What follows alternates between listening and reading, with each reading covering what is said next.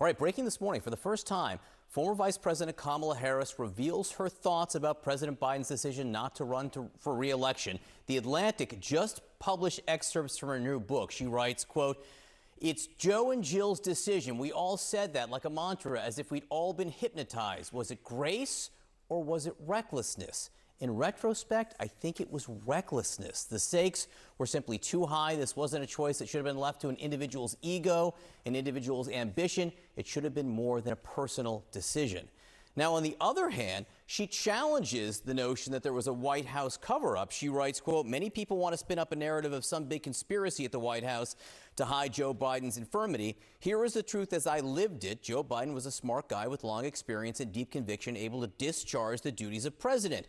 On his worst day, he was more deeply knowledgeable, more capable of exercising judgment, and far more compassionate than Donald Trump on his best. But at 81, Joe got tired. That's when his age showed in physical and verbal stumbles. I don't think it's any surprise that the debate debacle happened right after 2 back-to-back trips to Europe and a flight to the West Coast for a Hollywood fundraiser.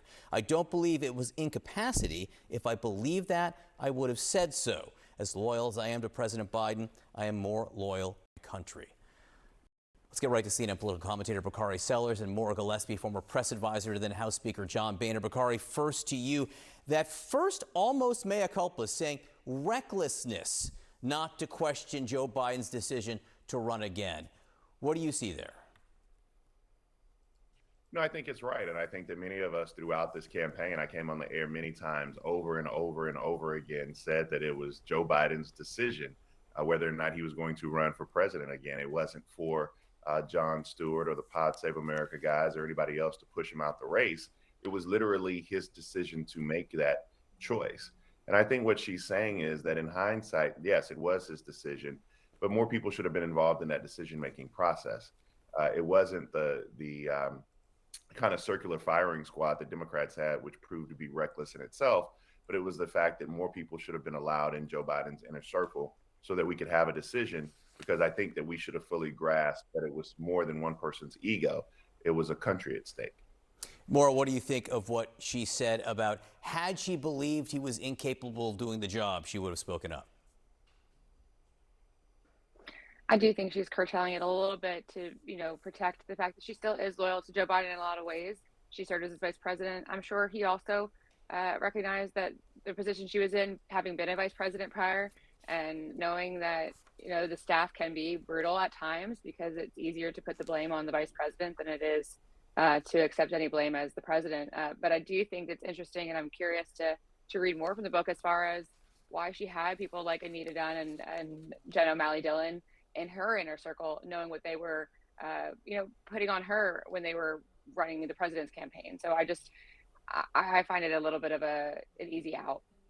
It is interesting. I mean, she did bring in her own people to work alongside the campaign officials who were already there, but she does point fingers inside the Biden administration, to be sure. Let me read 2 more quotes, and this has to do with her time as vice president, Bakari, where she did not feel supported by the West Wing. She wrote, "They, as in the White House, had a huge comms team. They had Karine Jean-Pierre briefing in the press room every day, but getting anything positive said about my work or defense against untrue attacks was almost impossible." Then Harris continues in these brand new excerpts, "And when the stories were unfair or inaccurate, the president's inner circle seemed fine with it. Indeed, it seemed as if they decided I should be knocked down a little more." You were an early prominent supporter of then Senator Harris in her campaign, but I know you have connections inside. What do you think of this sentiment? Well, first of all, I didn't have connections inside the White House, and I think that's part of the reason was my loyalty to the Vice President of the United States. But Maura was right. I mean, Valerie Biden Owens, Jen O'Malley Dillon, Anita Dunn made life very, very difficult for Kamala Harris when she was Vice President of the United States. And by making life difficult for her, the reason that she had to keep them on is because she only had 107 days left. And so you can't flip the ship completely upside down when you're running for President of the United States. But it's no secret to those people in and around the White House and the Vice President that there were people, one, who did not want her to be vice president because they carried this grudge from the debate in Miami all the way through. And the other thing was that when she became vice president, they just made it very, very difficult for her. And I think that when you have a vice president who has that age, who has a future, there's always this, and it's not just Joe Biden and Kamala Harris, but there's always a question about ambition.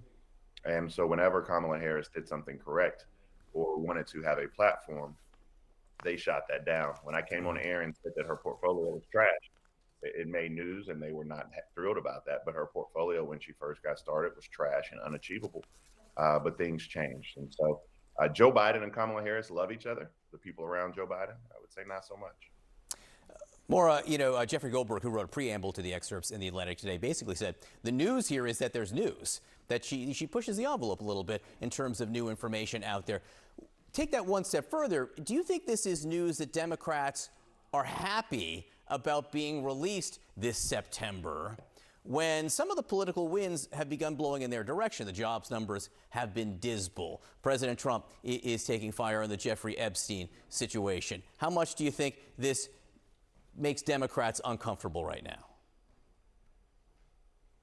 It probably makes a handful of them uncomfortable, but I think at the same time, when you have, Zohran Mamdani running in New York City and the Democratic Party is blanching to even talk about it, they have to start to get at the core of their issues and figure out what the next step looks like for them if they want to win back a midterm, if they want to win back in 2028. And so dealing with the reality of what happened in 24 is maybe the first step. And I'm sure they're not thrilled by this, but maybe they need to take a look in the mirror, especially for those who are in the inner circle, who are purporting to play a role in the next few elections. They really need to be thinking about what role they played, and having it shown a light like this for Biden's inner circle, the West Wing, I think that's important because we should know who was running it. Maura, Gillespie, Bakari, Sellers, thanks to both of you. Appreciate it.